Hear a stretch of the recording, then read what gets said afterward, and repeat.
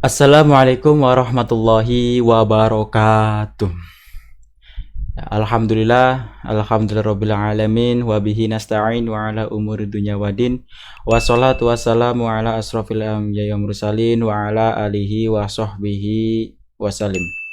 Ilahi anta maksudi warallaka matlubi wa ufawidu amri ilallah. Amma ba'du.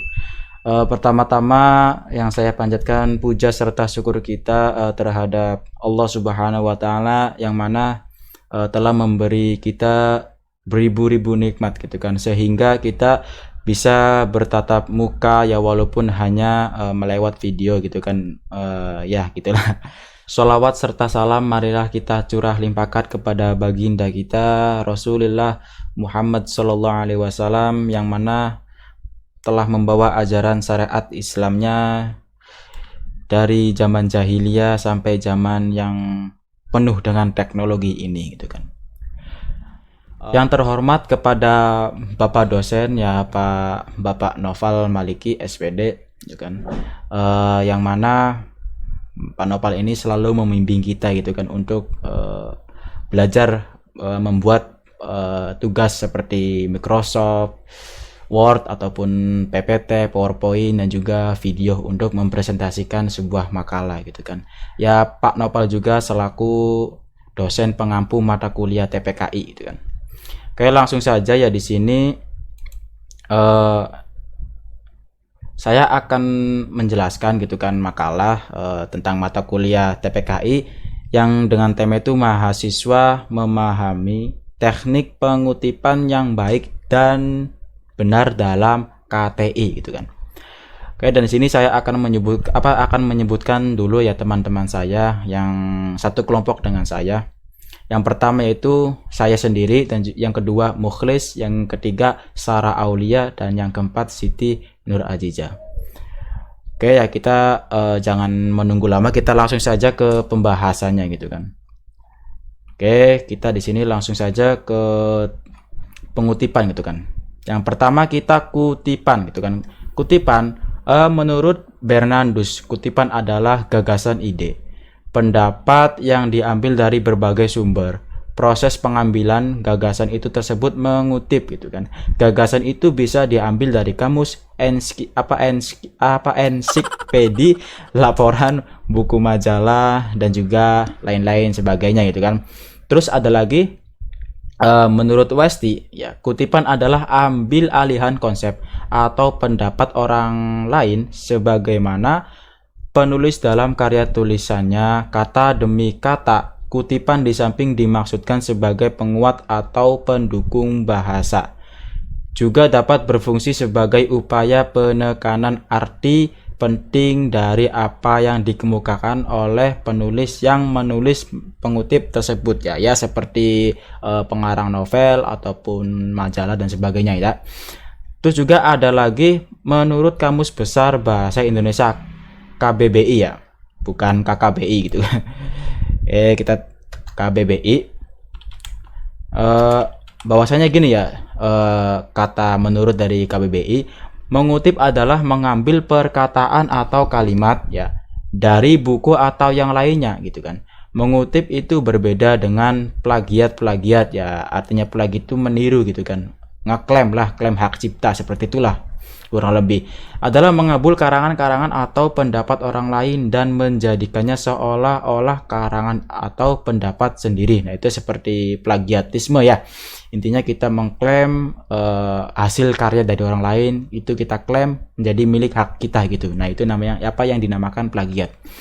Dan juga ada lagi menurut ya secara umum ini secara umum kutipan adalah gagasan atau ide, pendapat yang diambil dari berbagai sumber sebagai penguat atau pendukung suatu karya tulis. Di dalam kutipan terdapat dua jenis dalam mengutip, di antaranya gitu kan adalah kutipan langsung dan kutipan tidak langsung. Yang pertama ya itu kan ada dua ya, ada kutipan secara langsung dan juga kutipan tidak langsung. Oke, yang pertama kutipan langsung. Menurut Rameli, kutipan langsung merupakan pertanyaan yang ditulis dalam susunan aslinya tanpa mengalami perubahan sedikit pun. Nah, itu yang dinamakan kutipan langsung ya. Itu menurut Rameli. Terus menurut Hariwijaya, nah ini orang Indonesia kayaknya ya. Menurut Hariwijaya, kutipan langsung yang persis seperti kata-kata yang digunakan dalam bahasa asli ataupun bahasa baku ya, seperti itu menurut dari Hariwijaya. Nah, ini adalah kutipan langsung ya. Yang pertama adalah menurut dari Rameli, yang kedua menurut dari Hariwijaya. Oke, kita langsung yang keduanya itu adalah kutipan tidak langsung. Kutipan tidak langsung ya, menurut Rameli, ini juga menurut Rameli sama, kutipan tidak langsung merupakan pengungkapan kembali maksud penulis dengan kata-katanya sendiri. Nah, ini menurut Rameli, intinya kutipan itu ada dua ya. Yang pertama kutipan langsung dan yang kedua kutipan tidak langsung. Oke, kita langsung lagi ke pembahasan selanjutnya ya. Di sini kita akan tinggal pengertian kutipan ya. Yang pertama kutipan, ini pengertian dari kutipan ya. Mohon simak dengan baik-baik gitu kan, biar kalian yang melihat video ini ya paham gitu kan. Sedikitnya paham ya, walaupun pahamnya hanya sedikit, tidak banyak gitu kan. Oke, kita langsung saja ya dari pengertian kutipan. Kutipan merupakan bagian dari pernyataan pendapat, buah pikiran, definisi, rumusan atau hasil penelitian dari penulisan lain sendiri yang telah terdokumentasi serta dikutip untuk dibahas dan ditelaah berkaitan dengan materi penulisan. Atau kutipan adalah pinjaman sebuah kalimat ya kan, atau pendapat dari seseorang pengarang ataupun seseorang, baik berupa tulisan dalam buku, kamus, ensiklopedia, artikel, laporan, majalah gitu kan, koran, surat kabar, atau bentuk tulisan lainnya maupun dalam bentuk tulisan lainnya. Dalam bentuk lisan ya ini, nah itu kan yang pertama kan kita kutipan ini bisa mengambil dari karya tulis ya yang berbentuk tulisan ya, seperti tadi kan seperti yang saya sudah jelaskan, yang sudah saya jabarkan, yaitu seperti laporan, majalah, koran, surat kabar, ataupun bentuk buku-buku ya, novel, itu bisa. Terus ini yang bentuknya dengan lisannya.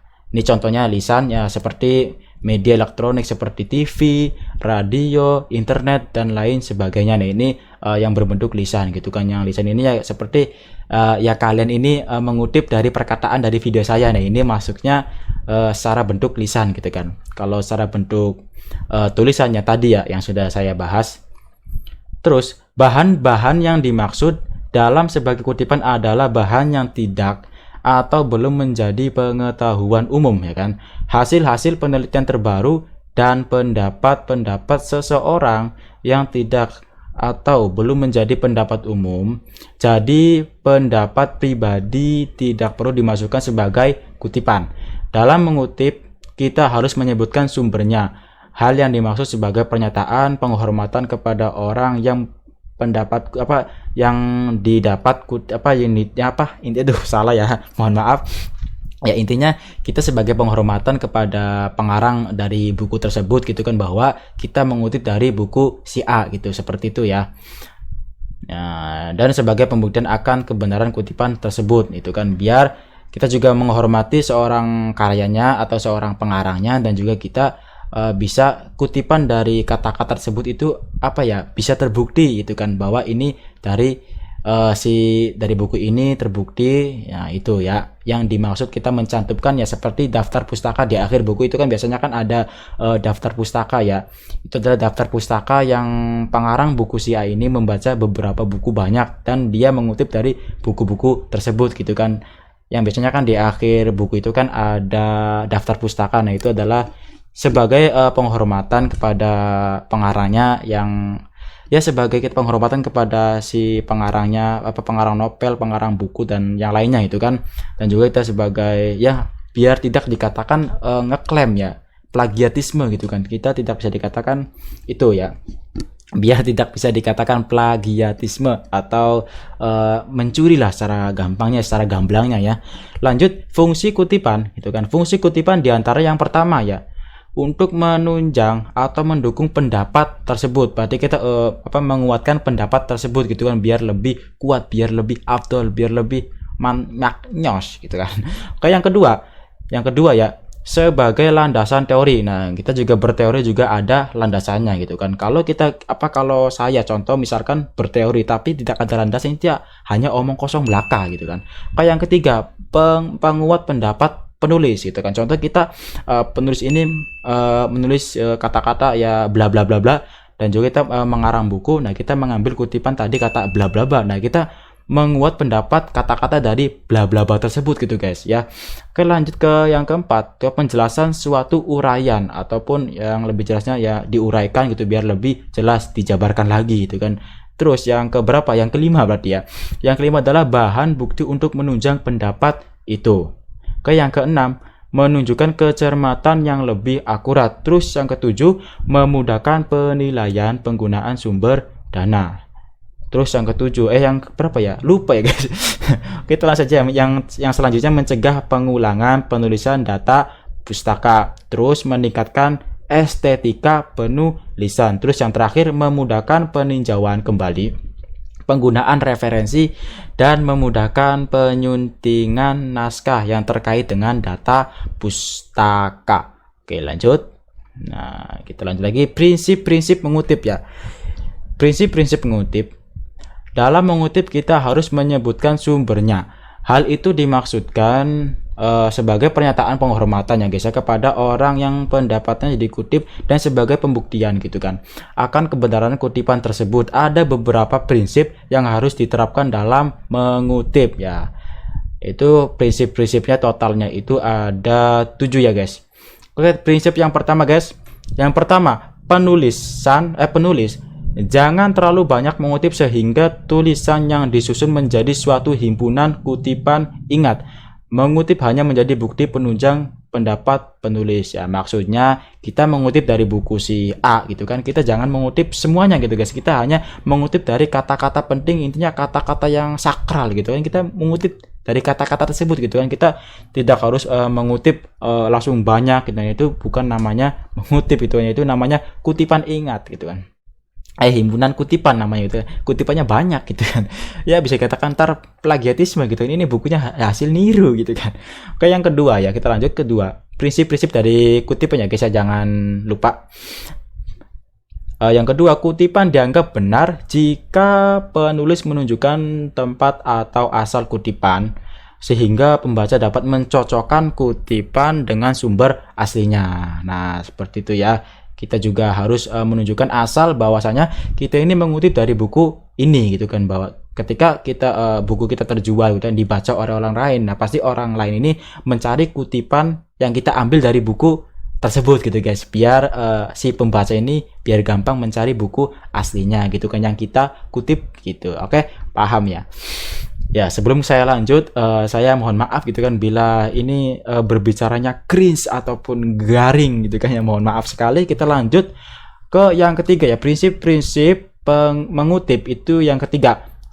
Kutipan hendaknya diambil seperlunya agar tidak merusak uraian sebenarnya. Nah, gitu guys ya, maksudnya juga kita mengambil kutipan atau mengutip dari buku orang lain gitu kan, kita juga harus ya secukupnya saja gitu. Kita jangan mak-mak, jangan boros gitu kan. Makanya kalau boros ini ya, ini gimana penguraiannya gitu kan. Bahwasanya kita cukup dalam satu kata ataupun dua kata, nah kita uraikan. Nah, mungkin seperti itu ya. Intinya saya juga mohon bantuan kepada teman-teman kalian semua, kepada teman-teman semua, ataupun kepada Pak Nopal gitu kan, selaku pengampu mata kuliah TPKI gitu kan, bahwasanya kalau saya salah ya mohon dibenarkan ya. Terus lanjut yang keempat ya guys ya. Yang keempat, kutipan yang panjang sebaiknya dimasukkan dalam lampiran. Nah, itu ya, ketika kita mengutip terlalu panjang ya lebih baiknya kita masukkan kepada lampiran gitu kan guys ya. Kalau misalkan kutipannya hanya satu kata, dua kata, itulah boleh lah. Terus yang kelima, menghilangkan bagian kutipan diperkenankan sebagai syarat bahwa penghilangan bagian itu tidak menyebabkan perubahan makna itu kan.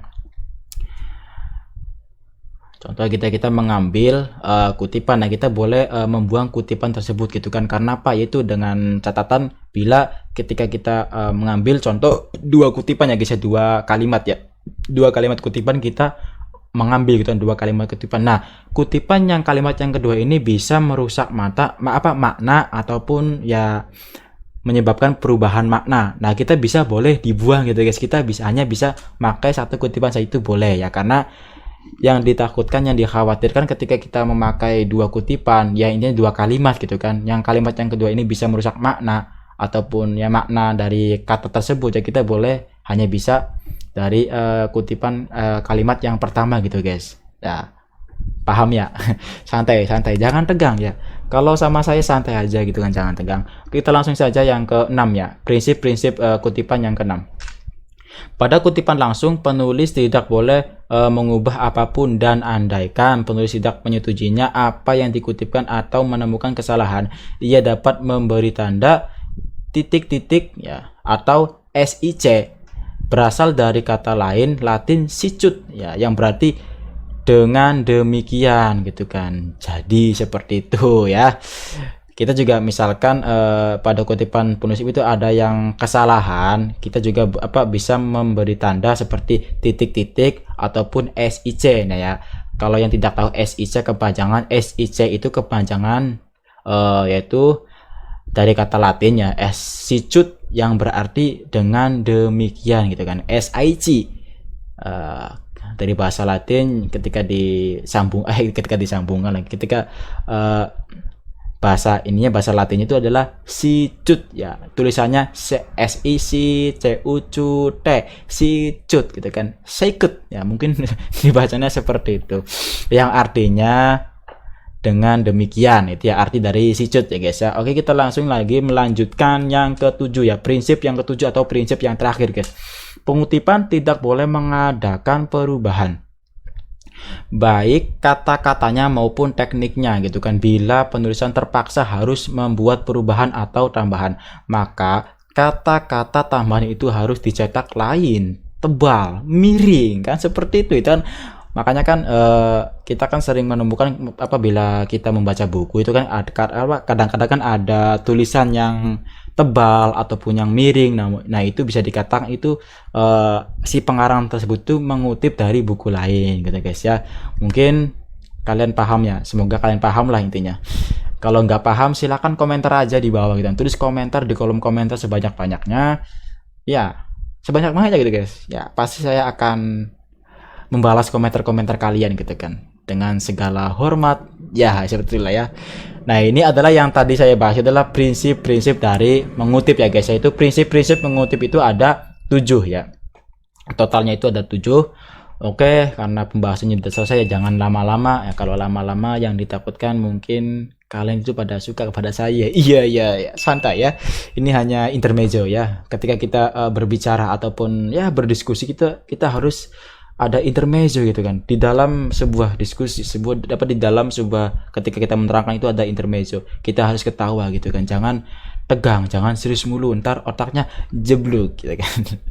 Oke ya, intinya saya juga berharap pada teman-teman semoga gitu kan, banyak dari teman-teman yang mengoreksi dari video saya, yang mengoreksi dari pembahasan saya itu ya, dari mata kuliah TPKI juga itu kan. Dan juga saya juga sangat berharap kepada Pak Noval ya, selaku pengampu mata kuliah TPKI. Saya juga minta kritik saran untuk membangun saya untuk menjadi ya mahasiswa yang lebih baik lagi gitu kan. Dari ya intinya lebih baik terus lebih baik gitu kan. Jangan nambah buruk itu jangan ya. Saya mohon sangat kepada Pak Noval untuk mengkritik sarannya kepada saya ya. Kritik saran yang membangun gitu Pak. Ya, terima kasih ya. Sebelum saya tutup video ini gitu kan, sekali lagi saya memohon minta maaf kepada teman-teman semua dan juga kepada Pak Noval ketika barangkali ada kata-kata yang kurang mengenakan ataupun ya kurang enak didengar gitu ya. Mohon maaf sebesar-besarnya gitu kan, bahwasanya ucapan yang baik itu datangnya dari Allah gitu kan, ucapan yang jelek itu hanya datangnya pure murni dari saya sendiri gitu kan. Ya mungkin cukup segitu aja ya. Sebelum saya tutup lagi, ada satu lagi, jangan lupa klik subscribe-nya, like, share ke teman-teman kalian gitu kan, biar teman-teman kalian itu pada tahu bahwasanya saya masuk YouTube gitu kan. Ada mahasiswa Staima masuk YouTube ya, jangan lupa di like. Ketika kalian suka ya harus di like, jangan dislike. Oke, jangan lupa komentar juga di bawah sebanyak-banyak ya teman-teman. Nanti di video selanjutnya ada giveaway. Oke, sampai jumpa. Sampai jumpa lagi ya. Wallahu a'lam bishawab. Wallahu muwaffiq ila aqwamit thoriq. Wassalamualaikum warahmatullahi wabarakatuh. パッと光って咲いた花火を見てたきっとまだ